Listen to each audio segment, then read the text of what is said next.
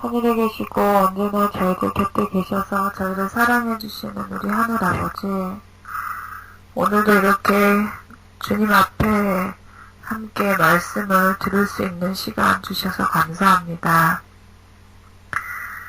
아버지께서 주신 사랑을 저희가 가슴 깊이 새기지 못하고 언제나 성령을 슬프게 한 그 죄들이 많습니다.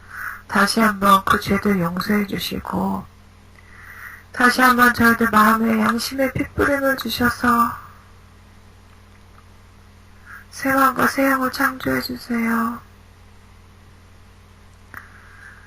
저희들의 마음이 아버지의 마음과 같지 않아서 예수님을 슬프게 많이 하고 있습니다.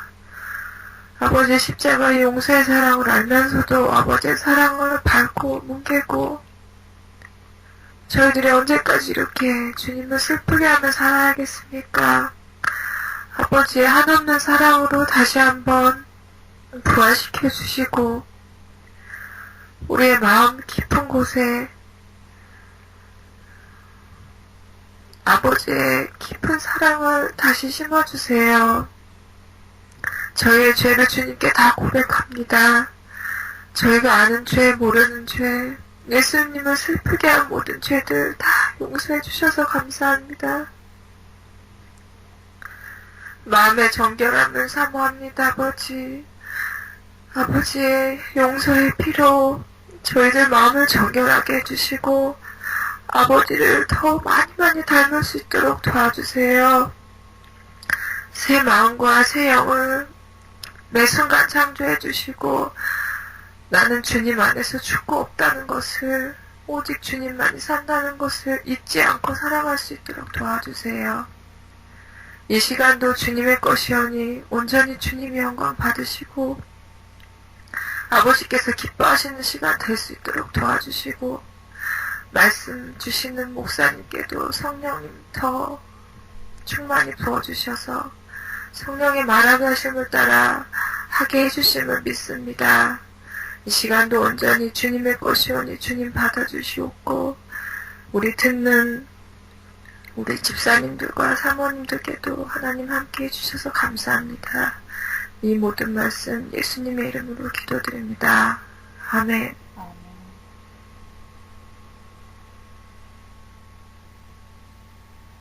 네, 오늘은 요한복음 4장 43절부터 있는 말씀 함께 보겠습니다.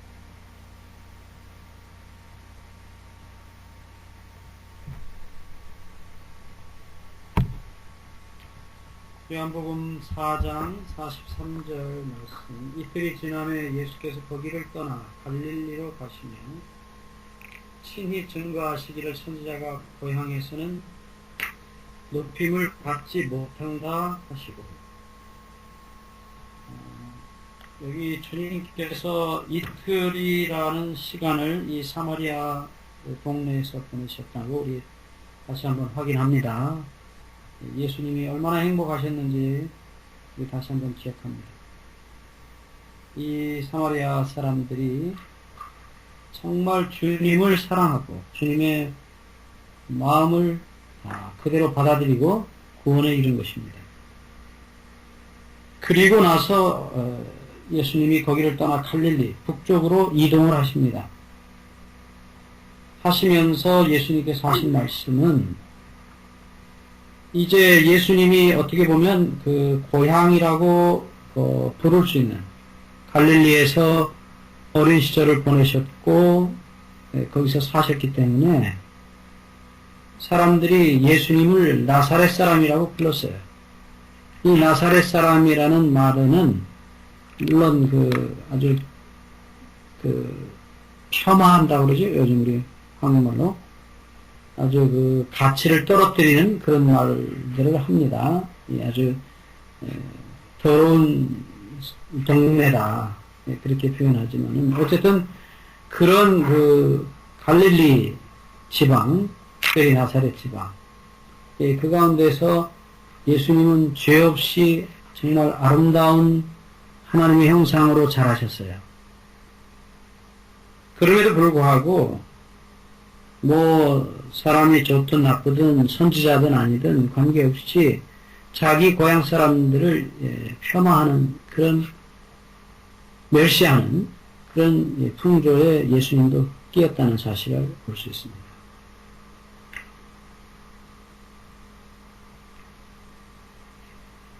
만약에 예수님이 왕으로 오셨다든지 어떤 위대한 싸움 잘하는 군인으로 장군으로 오셨다면 그렇게 하지 않았을 거예요. 왜냐하면 그 사람들은 세속적이고 죄악적인 것을 좋아했기 때문입니다. 그러나 예수님은 그러실 수 없었어요.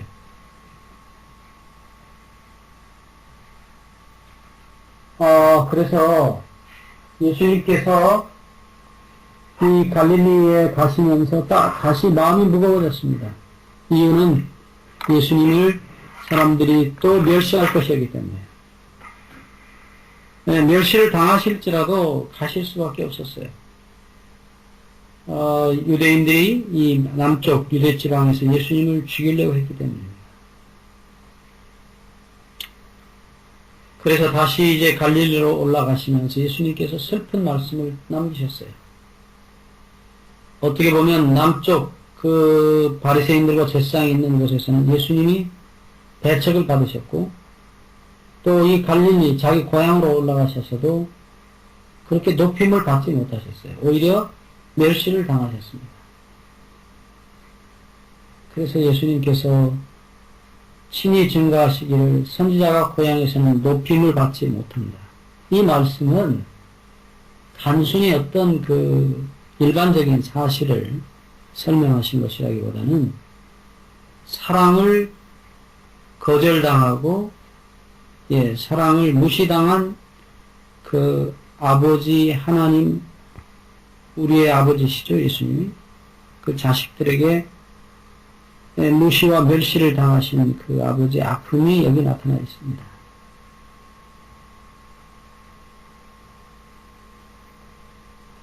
(45절입니다) 갈릴리에 이르심에 갈릴리인들이 그를 영접하니 이는 자기들도 명절에 갔다가 예수께서 명절 중 예루살렘에서 하신 일을 보았습니다. 여기 예수님께서 갈릴리에 오셨을 때 사람들이 그를 영접했다라고 기억하고 있습니다. 근데 이렇게 영접하는 이유는 자기들의 이익 때문입니다. 이 병을 고치시고 예수님께서 기적을 행하시는 것을 보면서 이 사람들이 예수님 어떻게 보면 도움을 받고 병 고침을 받기를 원했기 때문에 현실적인 이유 때문이었습니다. 진정으로 예수님을 구세주로서 죄를 용서해주고 죄를 해결하시는 주님으로서는 영접하지 않았습니다. 그래서 여기 이 이야기 끝에 주님께서 하시는 말씀이 있어요. 여기 보시면 46절에 예수께서 다시 갈릴리의 가나에 이르시니 전에 물로 포도주를 만드신 곳이라 왕의 신하가 있어 그의 아들이 가버나움에서 병이 들었더니. 자, 여기 지금 예수님께서 다시 이 갈릴리 지방의 한 동네, 그 소위 우리 번역에는 가나라고 하는 말로 되어 있습니다. 이 갈릴리 지방의 한 작은 마을이에요. 이 가나에 이르셨는데 그곳은 예수님께서 물로 포도주를 만드셨던 곳입니다. 그 물로 포도주를 만드신 그 기적, 현실적인 필요를 채워주신 것이죠. 그래서 소문이 나 있었어요. 예수님은 말씀하시면 그대로 된다. 그래서 또 다른 현실적인 필요를 가진 한 사람이 왕의 신하라고 여기 표현했는데 그 신하의 아들이 가버나움에 사는데 병이 들었더라고 말하고 있습니다. 그래서 이 왕이 살고 있는 이 유대 지방으로부터 갈릴리로 예수님의 오시는 모습을 보고 예수님 앞에 와서 청합니다. 예수님, 제 아들의 병을 고쳐주십시오. 여기 물로 포도즙을 만드신 가나에서 예수님께서 어쩌면 두 번째 기적을 행하시는지 모르겠어요. 예. 여기 병을 고쳐달라는 말씀입니다. 우리 여기 치료하다는 이 단어는 이아오마이라는 단어인데 헬라어에 히브리어로는 이제 가장 많이 쓴 단어가 라파라는 단어예요. 실제로 고친다, 치료한다는 의미예요. 그래서 익숙한 단어입니다. 이 병을 치료한다는 단어. 아주 익숙한 단어예요. 예수님께서 이 아들의 병을 고쳐달라는 부탁을 받으셨을 때에 참 이상한 말씀을 하셨어요. 네, 그것은 다름 아닌 바로 이 아버지의 그 간절한 소원에 대한 대답으로 너희가 표적과 기사를 보지 못하면 도무지 믿지 아니하리라. 예. 여기 예수님께서 우리말로 그냥 한마디로 말하면 기적입니다. 예. 기적. 표적과 기적.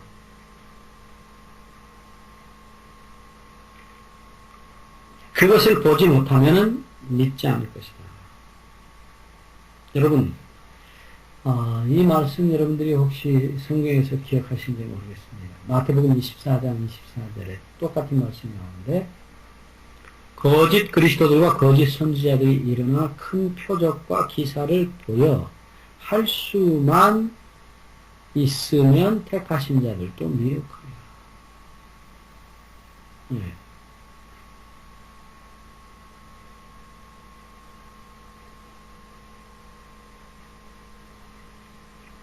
거짓 예수, 거짓 선지자들도 얼마든지 이 표적과 기사를 보일 수 있다는 것입니다. 그래서 예수님께서 이 표적과 기사를 보이실 때에 너무 슬퍼하신 것을 보게 돼요. 네. 우리가 데살로니가 후서 2장 9절에도 사단이 악한 자에 임함은 사단의 활동을 따라 모든 능력과 표적과 거짓 기적과 분명히 똑같은 단어들이 반복되고 있습니다. 그러니까 예수님께서 하나님께서 또 우리의 병을 치료하시고 구원하시지만은 사단도 장관할 수 있다는 거죠.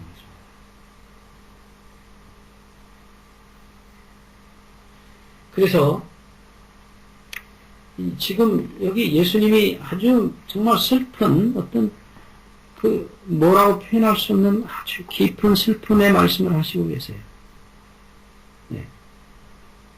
사람들의 근본적인 이 타락한 사람들의 근본적인 성향은 이런 표적과 기적을 보기를 원하는 것입니다.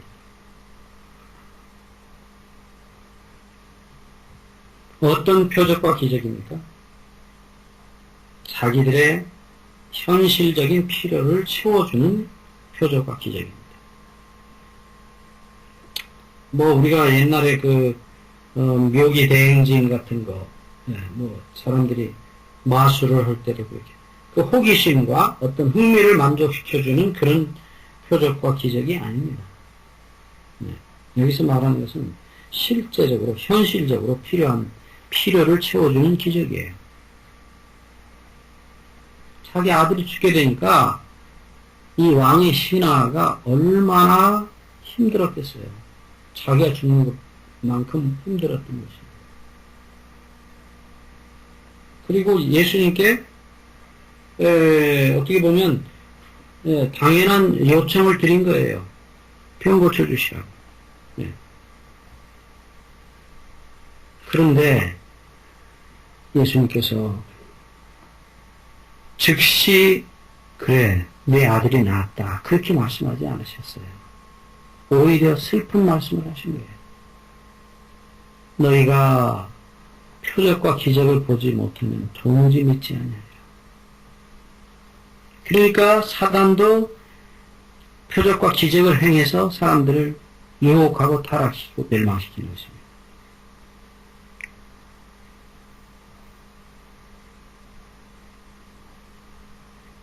제가 이 이야기를 할부인의 말씀에서 읽으면서 할부인이 얼마나 정확하게 표현하셨는지 봤어요. 이 아버지는 사실은 예수님을 믿는 사람이 아니에요. 자기 욕심을 채우려고 온 사람이에요. 자기 정말로 사랑하는 아들을 살리고 싶어서 정말 예수님을 믿고 그분을 의지하고 그분을 좋아하고 사랑하고 따르려고 하는 게 아니에요. 자기 아들만 살리면 되는 겁니다. 여러분, 아까도 말씀드렸지만 말세 예수님이 이 땅에 다시 오시기 전에 수많은 사람들이 거짓 선지자들에게 속아 넘어갈 겁니다. 거짓 예수님에게 넘어갈 겁니다. 왜요? 자기들의 현실적인 필요를 해결해 주십니다. 내가 지금 돈이 없는데 예수님이 나타나셔서 정말 그 수많은 돈을 몇 천만 달러의 돈을 주셨다. 예, 그러면 예수님을 믿는다고 말해요. 만약에 안 주신다. 그럼 예수님을 안 믿는다고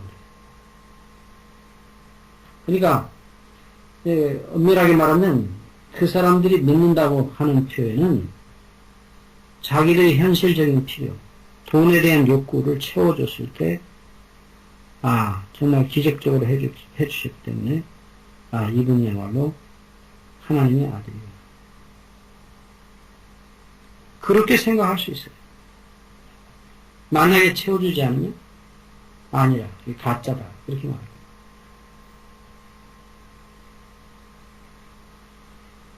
주님께서 이 왕의 신하의 마음을 읽고 계셨어요. 어쩌면 다른 사람도 좀 느꼈겠지만은 이 왕의 신하는 예수님이 하신 말씀을 분명히 알아들었어요. 자기가 예수님을 찾은 동기가 정말 예수님을 믿고 싶어서 찾은 게 아닌 것입니다. 그러나 여기서 한 가지 분명한 것은 이 왕의 신하의 현실적 필요는 너무나 급박했다는 것입니다. 잘못하면 이제 바로 죽게 된 것입니다. 그래서 예수님께서 슬픈 말씀을 하셨을 때에 그의 마음의 동기가 다 드러나는 것처럼 느껴졌다고 베드로는 말씀합니다. 정말 자기 욕심과 이익을 위해서 예수님을 찾아온 것입니다.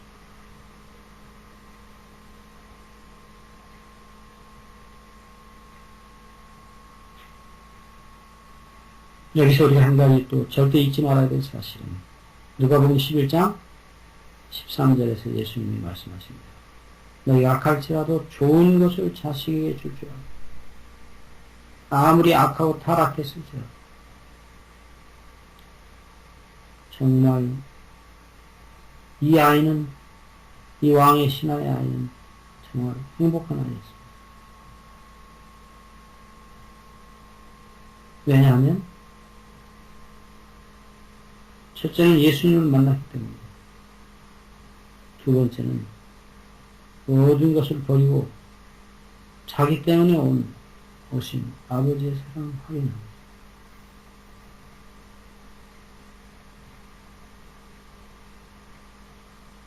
여러분, 오늘 우리도 마찬가지입니다. 예수님은 우리의 연약함과 죄를 아셔요. 그렇기 때문에 우리가 그런 어떤 이 자기 욕심을 차리고 이익을 챙기고 하는 그 모든 마음 앞에서도 주님은 절대로 아버지이시기 때문에 그 마음, 자식들의 마음을 다 아시면서도 은혜를 베푸신다. 그래서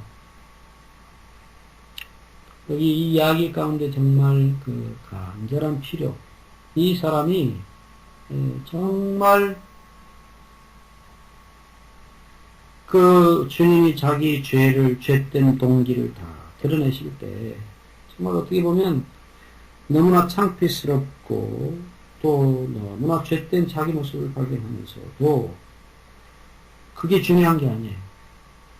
이 신앙은 오직 자기 아들을 살리는 것이 그의 소원이었어요.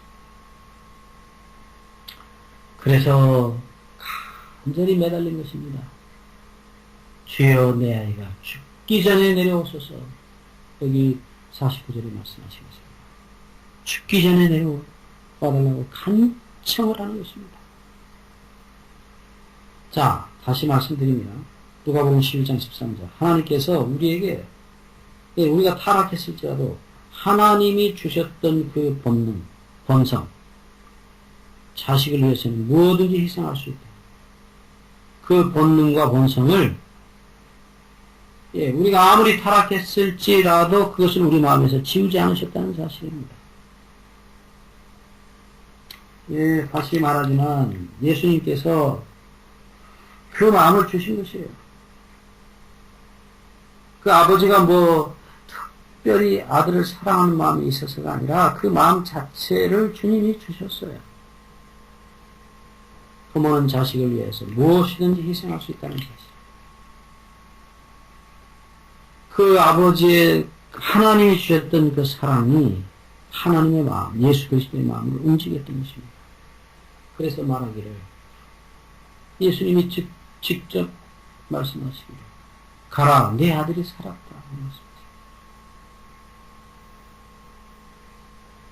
여러분, 여기서 우리가 오늘 아주 중요한 영적인 교훈을 배울 수 있습니다. 그것은 우리가 아무리 욕심이 많고 아무리 이기적이고 아무리 교만하고 아무리 타락했을지라도 정말 우리의 현실적인 필요를 구할지라도 정말 자식을 사랑하는 하나님이 주신 그 사랑의 마음으로 자식을 사랑하고 따라가는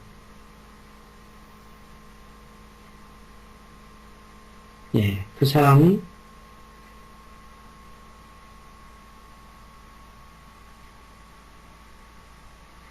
참으로 자식을 위해서 그렇게 목숨을 걸고 매달리는 그 사람을 하나님께서는 절대로 물리치지 않으셨다는 사실이에요. 그래서 여기서 우리 중요한 교훈을 배울 것은 아무리 죄인일지라도 목숨을 걸고 기도하는 기도는 응답하신다는 사실입니다. 이 사람이 비록 예수님을 처음에는 무시하고 어쩌면은 자기 현실적인 이익의 필요가 생기니까 할 수 없이 예수님께 매달렸고 그리고 그것만 딱 얻기를 원했지만은 주님께서 그의 마음을 드러내시고 그의 죄를 열어내 보이시면서 정말 가슴 아픈 얘기 하셨을 때 그때에 주님은 이 속절없는 이 아버지의 기도를 즉시 응답하셨다는 사실입니다. 뜸을 들이고 다음에 보잔다든지 아니 된다든지 그런 대답이 아니었어요. 내 아들이 살았다. 즉시 대답하셨어요. 여러분 오늘 우리가 똑같은 사람이에요. 이 왕의 신하나 우리나 뭐가 다릅니까? 우리는 정말 믿음이 없고 주님을 사랑하지 않아요. 현실적인 필요 때문에 주님을 찾습니다. 그러나 이 신하도 그러했지만 우리도 어떤 경우는 정말 우리의 현실적인 필요 때문에 금식하고 매달리고 하나님께 울부짖을 때가 있어요. 그때 하나님께서 참 많은 경우에 기적적인 응답을 하십니다. 비록 우리가 죄 많은 사람들이죠. 그리고 욕심 많은 사람들이죠. 정말 목숨을 건 그 기도는 하나님께서 물리치실 수 없다는 사실이에요. 예수님께서 바로 내 아들이 살았다. 가라고 말씀하십니다. 여러분, 제가 때때로 제 신앙생활에 있어서도 많은 경우에 쓸데없는 것을 구했어요. 어떤 때는 그게 전혀 영적으로 도움이 안 되는 건데도 목숨을 내놓고 금식하며 기도할 때 하나님께서 그래, 네가 그렇게 정소원하면 내가 다 해결해 줘. 그렇게 하고 응답하신 경우들, 제 개인의 경험에도 많이 있습니다. 그러나 시간이 지나는 거 보면 그런 경험들이 내 육신적인 필요를 위해서 기도하는 경험들이 사실은 부질없는 것들이 많았어요. 그럼에도 불구하고 하나님은 우리 기도를 응답하십니다. 자, 여기서 우리가 좀 더 자세히 말씀을 좀 살펴보고자 합니다.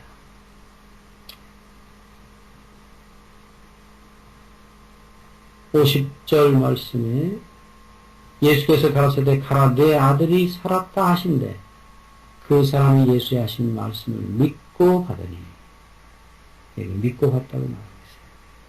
자, 이제, 이 예수님의 하신 말씀에 맡기고 갔다.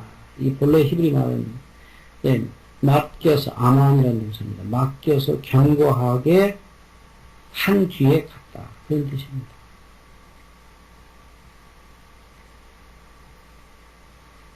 여러분, 믿음이 무엇입니까? 완전히 의탁하는 것입니다. 자기 모든 생각을 다 의탁합니다. 맡긴 것이에요. 그러니까 의심할 수가 없어요. 자기 생각을 다 맡겼기 때문에. 의심할 생각을 따로 남겨두지 않았어요. 그 말씀에 완전히 맡기고 한 것입니다. 이게 바로 믿음이에요. 오늘 우리는 많은 경우에 의심합니다. 마음을 다 그 말씀, 하나님의 말씀, 예수님의 약속의 말씀에 완전히 다 맡기잖아요. 일부만 맡깁니다. 그리고 정말 그럴까? 라고 의심하는 것입니다.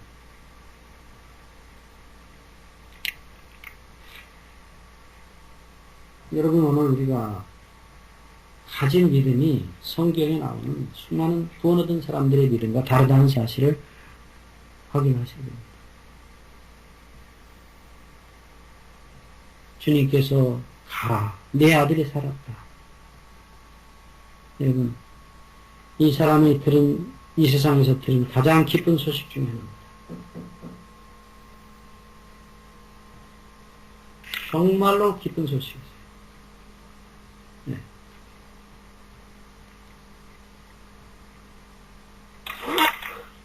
자기가 산 것보다 더 기쁜 소식이었어요.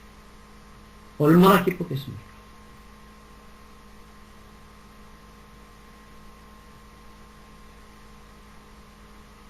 (51절입니다) 내려가는 길에서 그 종들이 오다가 만나서 그 아이가 살았다 하거늘. 여러분, 이 종들이 기쁜 소식을 전하고 있죠? 복음입니다. 예수님께서 살리신 것입니다. 당신의 아들이 살았습니다. 라고 말합니다. 그때 52절 그 낫기 시작한 때를 물은즉 어제 제7시에 열기가 떨어졌나이다 합니다. 여기 이제 제7시라고 하는 그 말은 해가 뜰 때부터 1시, 2시 이렇게 계산한 것으로 생각됩니다. 그래서 지금 시간으로 말하면 한 오후 1시쯤 되는 것 같아요. 그때 열기가 떨어졌다고 말합니다. 바로 주님께서 하셨던 그 말씀이에요. 그 말씀이 이루어진 것입니다. 살았다 하신 말씀이 그대로 이루어진 것입니다. 여러분, 주님께서 우리에게 이렇게 말씀해 주시기를 바랍니다. 어떻게 그 구원의 말씀을 들을 수 있었습니까? 완전히 맡겼기 때문입니다. 살려달라고 목숨을 걸고 맡겼기 때문에. 그래서 제가 늘 말씀드리지만 이 믿음은 목숨 걸고 맡기는 것입니다. 그 믿음이 우리를 구원해요. 그냥 적당히 맡기는 거 맡긴 게 아니에요. 뭐 맡겼다 도로 찾아오는 거 맡기는 게 아닙니다. 정말로 최후의 수단으로 목숨을 걸고 완전히 맡기는 것이에요. 예, 그렇게 하나님께 완전히 맡길 때 하나님은 역사하지 않으실 수가 없어요. 근데 많은 경우에 하나님 역사하시다는 이유는 완전히 맡기지 않았기 때문입니다. 도로 찾아간 것입니다. 자기가 해결하려고. 이 사람이 완전히 맡기고 내려갔어요. 그래서 예수님이 말씀하시던 바로 그 시간이었구나. 그래서 54절에는 말씀하시기를 53절과 54절에 말씀하시기를 네가 예수께서 네 아들이 살았다 말씀하신 그때인 줄 알고 자기와 그 온 집이 다 믿었다. 예, 정말 주 예수를 믿으라 그리하면 너와 내 집이 구원되리라는 그 말씀 그대로 됐습니다.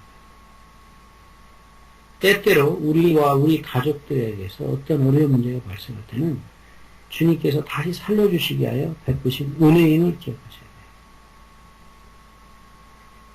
우리는 용서받은 사람들입니다. 우리 죄를 용서하신 것도 이렇게 믿어야 돼요. 예. 우리가 그대로 그 용서하신다는 말씀에 전적으로 내 죄를, 내 죄되는 생각 다 맡기고, 거기에 다 맡기고 다른 생각 할 여유와 마음을 두시면 안 돼요. 예. 아멘입니다. 그렇게 아멘 하셔야 돼요. 그냥 믿는 겁니다. 전적으로 다 맡겨서 다른 생각이 안 나도록 마음을, 믿음의 마음을 완전히 맡기는 것입니다. 이 왕의 신하가 처음에는 예수님이 만났을 때에 어찌 보면 믿음이 없이 만났어요. 그러나 주님께서 그의 마음의 상태를 드러내시고 너희는 표적과 기사를 보지 못하면 도무지 믿지 않느니라. 그 마음의 동기를 드러내신 다음에 주님께서 그에게 믿을 수 있는 믿음을 주셨어요. 그래서 본인이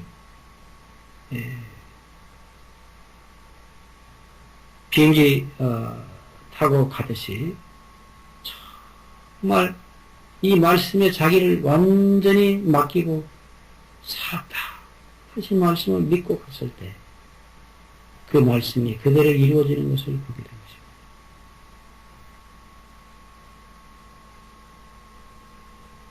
그래서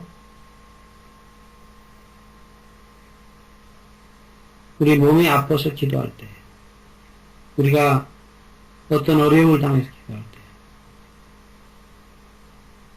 반드시 우리는 비록 우리가 그 사실에 이루어진 것을 보지 못했을지라도 주님의 말씀에 우리 마음을 다 실어서 맡기면 비행기가 우리 사람 태우고 어디 가서 도착하듯이 그 말씀이 우리를 맡으셔가지고 그 말씀이 이루어지는 공항에 우리를 데려다 착륙을 시킵니다. 그대로 이루어져요. 그런데 그 말씀에 타지 않으면, 그 말씀에 몸을 맡기지 않으면 절대로 갈 수가 없어요. 그 놀라운 기적이 일어나지 않습니다.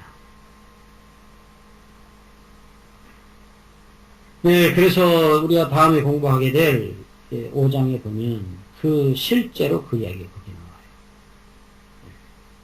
베데스다 그 양문, 양들이 드나드는 그 문 옆에 그 고침을 받은 38년 된 중국 병자가 그렇게 했어요.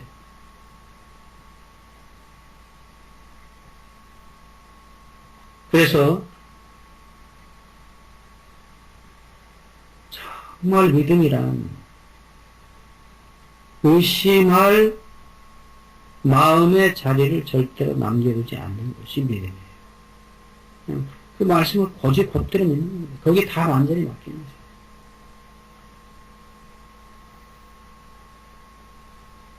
그래서 그와 그의 온 가족이 구원을 얻었다. 네, 놀라운 은혜와 축복을 받게 됩니다. 54절입니다. 이것은 예수께서 유대에서 갈릴리로 오신 후 행하신 두 번째 표적입니다. 예수님께서 얼마나 많은 병자들을 고치셨겠습니까? 그런데 유대에서 갈릴리로 오신 후에 행하신 두 번째 표적이라는 말은 우리 계속해서 공부했지만은 세메이온이라는 헬라어입니다. 이 표적이라는 단어는 계속해서 말씀드리지만 어떤 특별한 목적을 가지고 어떤 특별한 일을 설명하시기 위해서 베푸는 기적을 특별히 이 세메이온이라고 그래요. 그래서 예수님께서 이 왕의 신하를 고치신 것을 통해서 뭘 보여주시려고 했느냐. 이제 5장에 이어지는 이야기입니다. 그 말씀에 완전히 몸과 마음을 맡겨서 그대로 중풍병자가 자기 스스로가 아니고 그 말씀을 의지해서 일어나려고 했다는 것입니다. 일어나려고 했을 때, 일어섰을 때 일어난 겁니다. 하이피네드 말씀에도 계속해서 나타나지만 다 치료해 주시기를 기다리고 치료해 주면 일어나야 되겠다. 아니요. 그 말씀에 몸을 맡겼을 때 그 말씀이 이렇게 되는 것입니다. 여기 다음 시간에 공부하겠습니다. 그것은 아주 중요한 표적입니다. 말씀에 몸과 마음을 실는 것입니다. 완전히 맡기는 것입니다.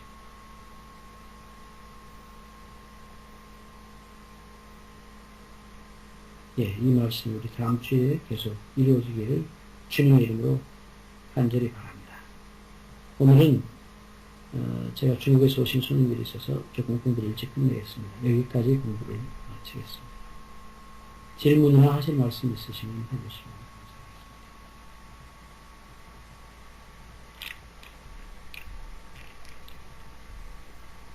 목사님 말씀 듣고 있으면 저희들 믿음이 너무 없어요. 목사님.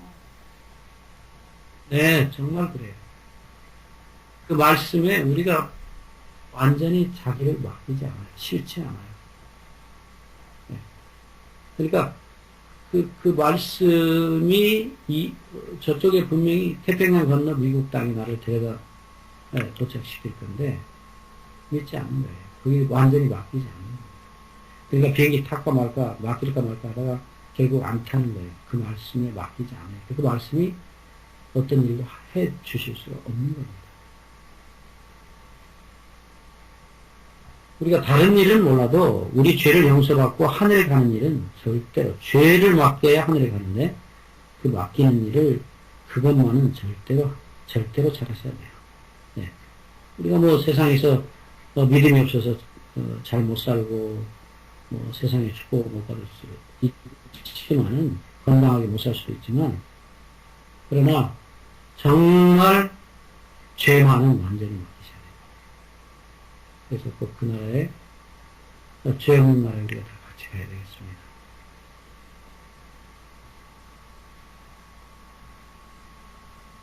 우리 다른 질문 없으시면 제가 오늘 또 중국 분들이 계셔서 잠시 제가 기도하고 마치겠습니다. 기도하겠습니다.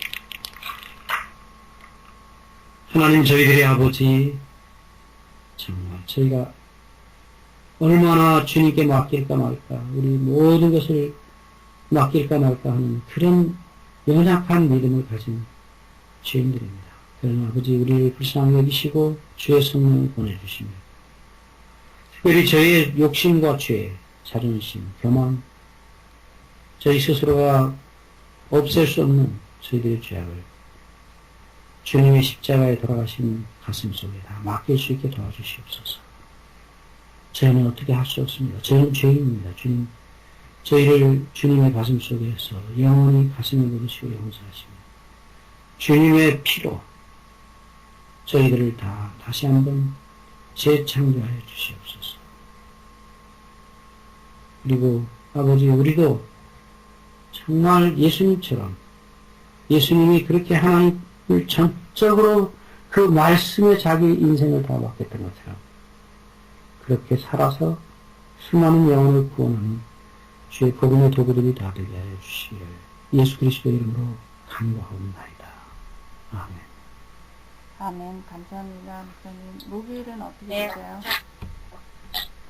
네, 목요일은